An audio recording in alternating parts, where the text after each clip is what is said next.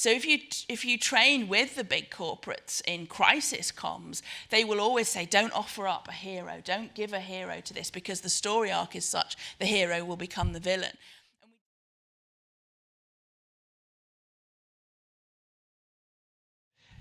With the Night Manager, you tried to tackle, you didn't try, I think you tackled the international arms trade in a way that was certainly to a broad audience. But I think from a narrative approach, that could be told in a more traditional hero and villain approach, right?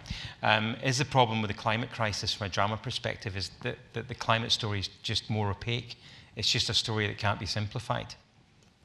Well, can I just say, so it would be immensely smug of me if I suggested that I thought we'd done anything to change the argument with the Night Manager. I mean, it was Le Carre introduced it as a kind of MacGuffin. He cared very deeply about the arms trade, and we tried to humanize it, we tried to make it felt, but did anyone change their view of the arms trade after watching the Night Manager? I doubt it. I did actually make, 15 years ago, a 2-part drama for the BBC called Burn Up, written by Simon Beaufoy, and we were slightly ahead of the game. And it was about, the central character was someone who ran an oil business, and he was trying to bury research about both climate catastrophe, apocalypse issues, and the fact that oil was running out. And the BBC policy unit at the time said we needed to balance the arguments. And so, again, the arguments were undeniable. We were completely muted. We ended up with a balanced argument. And the show didn't work anything like as well as it should have done. And just in terms of other issues, so I also made, back in the 90s, a show for Channel 4 about homelessness called Come On Down and Out. It was a spoof game show, and we basically tricked the viewing public into believing we were making the most tasteless game show ever, where 3 homeless people competed to win a house. I mention these because they're all attempts, if you like, to raise issues, to, yes, I suppose, change behavior. Did any of them work in that sense? No. I think it's tough, but I think, and to your question, climate is the most complex issue. I think if you're dealing with very simple solutions, you look at the soaps, they've done brilliant work, I think, in raising awareness about domestic violence, about controlling relationships. There was a brilliant American campaign where a Harvard professor went to Hollywood and asked all writers, and most of them complied, to introduce the idea of a designated driver into the conversation. This was back in the 80s, to change behavior about drunken driving, which is the biggest cause of death for people between the ages of 18 and 30. And it worked. When Lisa Simpson became a vegetarian in The Simpsons, it changed people's behaviors. There are simple, single issues that can be addressed by television drama cleverly without people feeling hectored. I think this conversation is itself an illustration of the unbelievable complexities of this. And you take Chernobyl, going back to it, for some people who are on the side of the angels, they say nuclear power is something that could take us away from fossil fuels and save the planet. There are other people who say that looming nuclear catastrophe is an equally pernicious threat. So it's really hard to know what even one wants to tell people or share with people or provoke people into doing through drama or any other genre. Okay, I mean, going back to this idea of the story being, I think the point I was trying to argue is that it's often oversimplistic, and that's maybe a bit harsh. But Lucy, you talk about in your book, and you've talked about it historically, about the heroic portrayal of the heroic portrayal of the NHS during the pandemic being a negative thing. TV always looks for a hero in a crisis.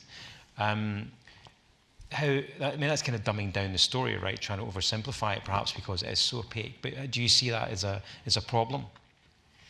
Yes, and I think it's interesting because actually in disaster management, we are grateful for the Trojan horses that we do see sometimes. So just to pick up on that earlier point, and it's difficult because in the book I also criticise the use of behavioural insight by government departments to sort of sow seeds into broadcasting or particularly into news output of protective behaviour or things we would like to see more. And I think actually the pandemic has probably burnt your bridges with regard to the use of the Trojan horses. I think people are very irritated at the idea that they were manipulated during the pandemic pandemic with certain things.